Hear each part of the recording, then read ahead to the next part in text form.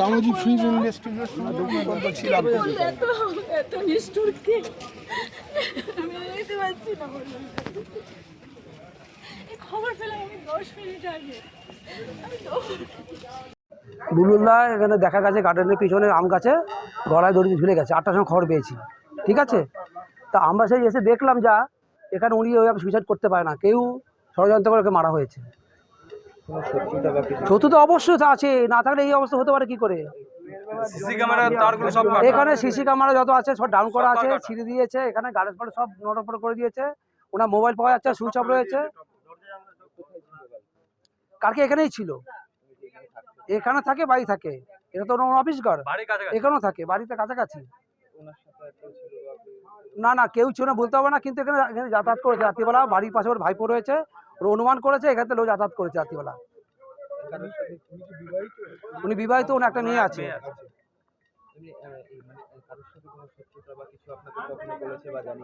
শত্রু তো অবশ্যই আছে, এটা তো বলার প্রয়োজন নেই, এই অবস্থা থেকে বোঝা যাচ্ছে ক্লিয়ারই শত্রু তো আছে।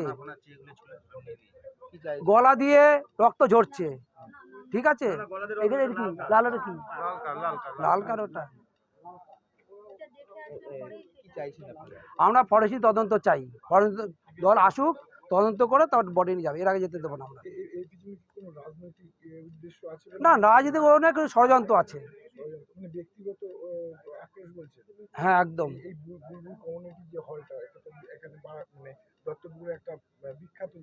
একদম একদম।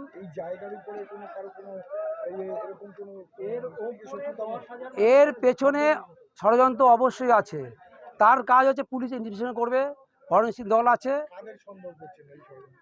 পুলিশের জন্য রয়েছে তো, প্রশাসন করবে, প্রশাসনের কাজ।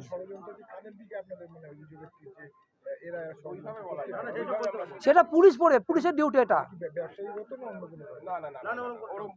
সেটা হলেও হতে পারবে, তার দায়িত্ব হচ্ছে পুলিশের, প্রশাসনের কাজ, এটা আমাদের কাজ নয়। আমরা হচ্ছে নিত্যন্ত দেবনাথ, এক্স আর্মি। গত পরশুদিন আমাদের ঘরে খাওয়া দাওয়া করেছে, এরপর তারপরে আমাদের পাড়ারই একটা অনুষ্ঠান ছিল, সেই অনুষ্ঠানেও ওনার এখানেই অনুষ্ঠানটা হবে এবং অনুষ্ঠানটা খুব ভালো মতনই কমপ্লিট হয়েছে।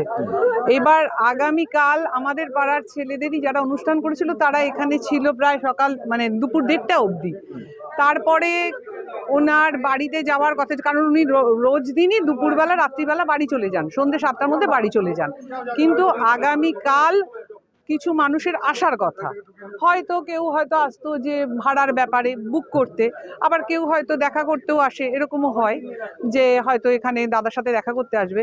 কিন্তু এবং রাত্রি 9:30টার সময় ওনার ওয়াইফ বাড়ি থেকে ফোন করলো, পরে বলল যে আমার এখানে বেশ কিছু লোক আসবে, তো আজকে আমি বাড়ি যাব না। কিন্তু উনি কিন্তু বাড়ি না গেলেও ওনার পার্সোনাল কেউ না কেউ থাকে এখানে, কালকে কিন্তু ছিল না। এবং সেখানে 9:30টায় ওই লাস্ট ফোন হয়েছে, তারপরে আর আমরা কিচ্ছু জানি না কে এসে না এসে। তবে উনি যখন ফোনে কথা বলছিলেন বাড়িতে, তখন শুনতে পাচ্ছিলেন, মানে আমার সেজো যা শুনতে পেরেছে, যে বলছে ওখান থেকে প্রবীর প্রবীর করে কাউকে ডেকেছে, মানে ওখানে আছে, হলে রয়েছে প্রবীর বলে। এখন সেই প্রবীরটা কে, সে কি আমার সেজো ভাসুরের কোনো বন্ধু হয় নাকি তারা অন্য কোনো প্রবীর, এটা আমরা তখনই সার্চ করতে পারবো যদি তার মোবাইলটা আমরা পেতে পারি।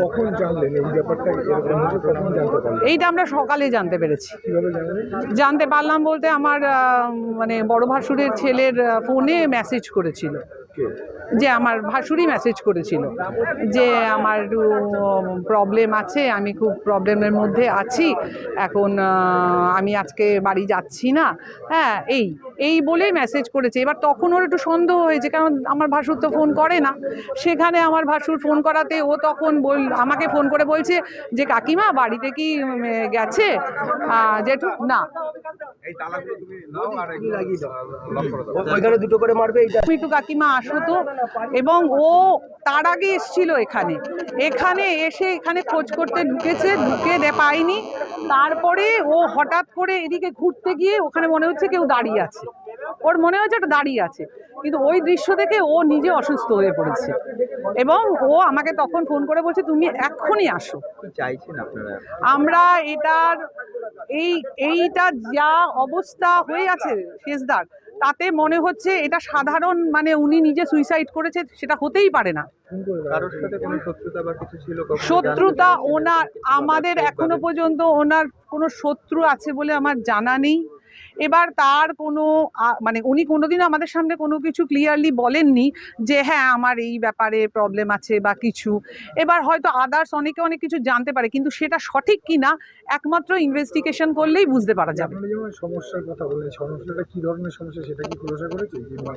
না না না না না না সেই অনেক রকম সমস্যা থাকতেই পারে, সেই ব্যাপারে আমাদের কোনোদিনও কোনো সময় কোনো কিছু জানায়নি। তবে আজ পর্যন্ত ওনাকে যারা যারা চিনেছে জেনেছে উনি কী ধরনের মানুষ সেটা সবাই জানে। তাহলে একটা মানুষের এই ধরনের মানুষের কীরকম শত্রুতা থাকতে পারে, কি এমন শত্রু হতে পারে যে এই মানুষটা নিজে গিয়ে করতে পারে না এই কাজটা।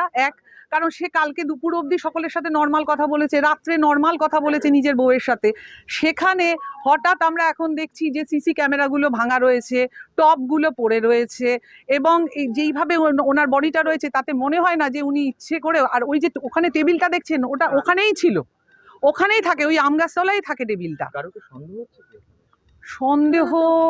সন্দেহ তো এটা ইনভেস্টিগেশন করলে বোঝা যাবে, যে সন্দেহটা মানুষের উপর আসবে তখনই যে এরা করতে পারে কিনা, এবং সিসি ক্যামেরা ফুটেজ দেখলে আরও ভালো ক্লিয়ারলি বোঝা যাবে ওই দিন কারা কারা ফোন করেছিল, কারা কারা এসেছিলেন, আরও ক্লিয়ার হবে। এলাকার মানুষের দাবি যে রাতের বেলায় কিছু মানুষ ঢুকতো এখানে আড্ডা মারতো, সেটা সবসময় তারা ঢুকতো কিনা সেটা তো বলা যায় না। তবে এই কমিউনিটি হলে তো অনেকেই আসতো, কেউ আসতো হল বুক করতে, কেউ হয়তো শেষদার বন্ধু বান্ধবরা আসতো, কেউ আসতো কোনো অনুষ্ঠান আছে সেই হিসেবে। এবার সেটা বলা যায় না যে হ্যাঁ তাহলে কি তার সাথে অন্য কোনো শত্রুতায় কি কেউ এসেছে, এটা তো আমরা এই মুহূর্তে বলতে পারছি না। আমার নাম বনলতা পাল, আমি ওনার ছোট ভাইয়ের বউ হই।